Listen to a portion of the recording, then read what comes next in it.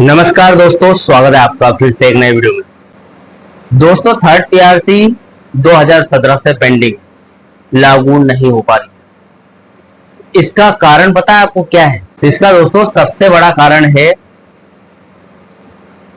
Money, यानी कि payment, यानी कि पैसा।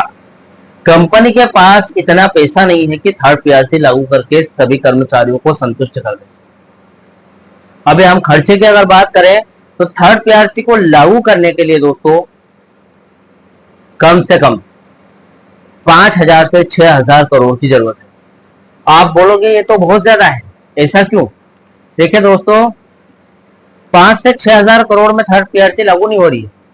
थर्ड पीआरसी तो 400 से 500 या फिर 500 से 600 करोड़ में लागू हो जाएगी। सभी कर्मचारियों की अगर बात करें आराम से 500 से 600 करोड़ में थर्ड पीआरसी का जो इंक्रीमेंटेशन का काम है 2017 से अब तक का, यानी कि थर्ड पीआरसी वेतन समझौता होगा तो आपको पुरानी सेकेंड पीआरसी से हटाकर थर्ड पीआरसी के इंक्रीमेंटेशन में डाल देंगे। और हर साल जो आपके वेतन इंक्रीमेंटेशन का खर्चा है, यानी कि आपकी सैलरी का खर्चा है, बढ़ी हुई सैलरी का, वो 500 से 600 करोड़ रुपए के बीच में बैठता है। तो फिर थर्ड पीआरसी लागू करना इतना मुश्किल क्यों है? क्योंकि दोस्तों एरियर जो 10 साल का है समथिंग, 2017 से लेकर अगस्त 2026 तक का एरियर अगर हम देखें तो 9.5 साल, करीब 10 साल का बैठता है, जो ठीक 4 महीने 2027 आने तक 10 साल का हो जाएगा। यानी कि अगर 10 साल के एरियर की बात करें तो दोस्तों 10 साल का एरियर करीब 5,000 करोड़ से 6,000 करोड़ के बीच में बैठता है,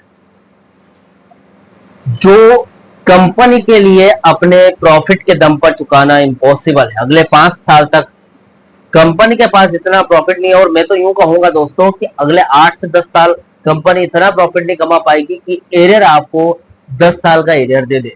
अब दोस्तों आप सवाल पूछोगे कि एरियर का पैसा कहां से आए? देखिए, कंपनी के पास इतना प्रॉफिट नहीं है, और जो कंपनी ने जो यहाँ पर कैबिनेट ने अप्रूवल किया है 3,22,000 करोड़ रुपए 4G spectrum, 4G infrastructure, 4G को यानी कि देसी 4G लागू करने के लिए, 5G लॉन्च अप करने के लिए, या फिर हम बात करें BSNL को मार्केट में बनाए रखने के लिए, तो इसमें ये सब पैसे फिक्स किए गए हैं, लॉक्ड है। हम इसमें से 1 रुपया भी थर्ड पीआरसी के लिए लागू नहीं कर सकते, थर्ड पीआरसी लागू करने के लिए यूज नहीं कर सकते। अब आप बोलोगे कि फिर एरियर कैसे मिलेगा? तो दोस्तों क्यों लेना है एरियर? क्योंकि वो आपका हक है। मैं मानता हूं कि वो आपका हक है और वो आपको नहीं मिला तो आप काफी पिछड़ जाओगे, लेकिन समय पर अगर आपका थर्ड पीआरसी लागू नहीं हुआ तो भी आप पिछड़ सकते हो। अगर एरियर पाना ही है तो अभी आपको 10 साल और इंतजार करना पड़ सकता है। ये एकदम सही बात है। संभावना नहीं है 10 साल आपको और इंतजार करना पड़ेगा। तो क्यों ना हम 10 साल के एरियर को पीछे छोड़ दें। हम ये माने कि 10 साल का जो एरियर है वो हमारे हक में था ही नहीं। हम ये मान ले कि 10 साल का एरियर कभी हमें मिला ही नहीं, या फिर कभी नहीं मिलेगा, तो कैसा रहेगा? दोस्तों हमें सिर्फ इतना करना है, 10 साल का एरियर छोड़ना है।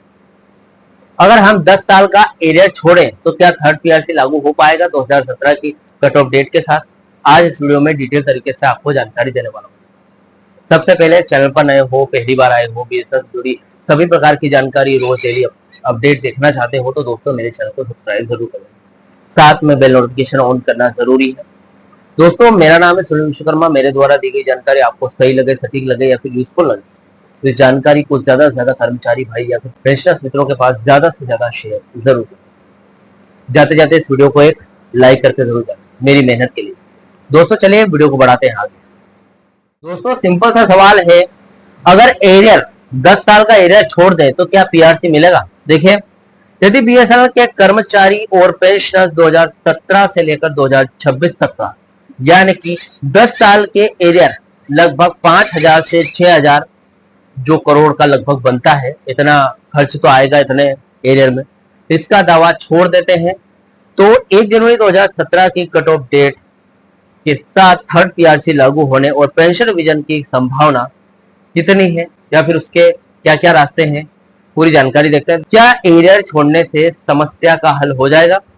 देखिए, केवल एरियर छोड़ना समस्या का स्थायी समाधान नहीं है दोस्तों, क्योंकि विवाद दो अलग अलग हिस्सों में बटा हुआ है।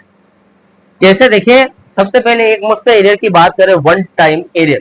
यदि कर्मचारी इसे छोड़ भी देते हैं, यानी कि जो बनता है करीब 5,000 से लेकर 6,000 करोड़ रुपए की तत्काल देनदारी खत्म हो जाएगी। सालाना अतिरिक्त वेतन बोझ की अगर बात करें, जो कि रिक्यूरेंट फाइनेंशियल बर्डन होगा, जो कि थर्ड पीआरसी लागू होते ही आपकी बीएसएनएल की मासिक, जो भी बीएसएनएल कर्मचारी उनकी मासिक वेतन में जितनी भी बढ़ोतरी होगी, यानी कि बिल बढ़ेगा, जिससे हर साल लगभग 500 से 600 करोड़ रुपए सालाना अतिरिक्त स्थायी खर्च जुड़ेगा। बीएसएनएल अभी तक नेट प्रॉफिट में नहीं है और घाटे के बीच जूझ रही है, इसलिए कंपनी मैनेजमेंट इस सालाना अतिरिक्त बोझ को उठाने से हिचकिचाता है। तो इसका क्या समाधान है? देखिए, सबसे पहले तो एरियर 0% और नोशनल फिक्सेशन का विकल्प चुनना पड़ेगा आपको। इसका मतलब ये है, यदि कर्मचारी एरियर छोड़ने पर सहमत होते हैं तो सरकार के पास नोशनल फिक्सेशन का विकल्प रहता है। इसका मतलब ये है, देखिए दोस्तों, ये कर्मचारी का वेतन 1 जनवरी 2017 से कागजों पर नोशनल नए पे स्केल के हिसाब से रिवाइज माना जाएगा।